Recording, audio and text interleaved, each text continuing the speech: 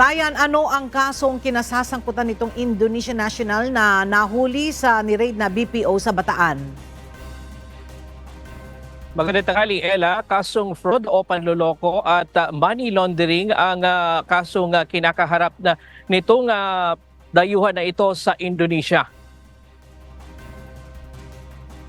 Kabilang sa 42 dayuhang nahuli ng Presidential Anti-Organized Crime Commission, kasama ang iba pang mga operatiba sa ni-raid na BPO sa Bagak, Bataan noong October 31 ay isang high-value target sa kasong money laundering at fraud.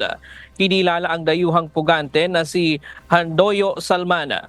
Sinasabing nakapanloko ito ng aabot sa 3.3 billion pesos na katumbas ng pera sa Pilipinas. Nakipag-ugnayan na sa PAOK ang Embahada ng Indonesia para sa naturang pugante. Ayon sa PAOK, sa ngayon ay nasa kustodiya na panila sa Pasay City ang nasabing suspect. Bukod sa Indonesia, lumapit din sa PAOK ang iba't ibang mga bansa maging ang Interpol dahil sa issue na kung saan ay naaalarma na sila sa mga biktima ng online scamming. Sari-saring mga dayuhan ang nahuli sa ni-raid na BPO sa Bataan. Mayroong Malaysian, Indonesian, Chinese, Vietnamese, Brazilian, Thai, Pakistani at Bangladeshi.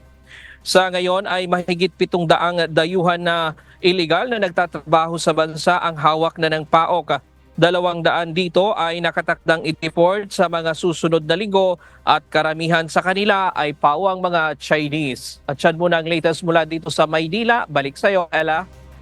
Maraming salamat, Ryan Lacanlale.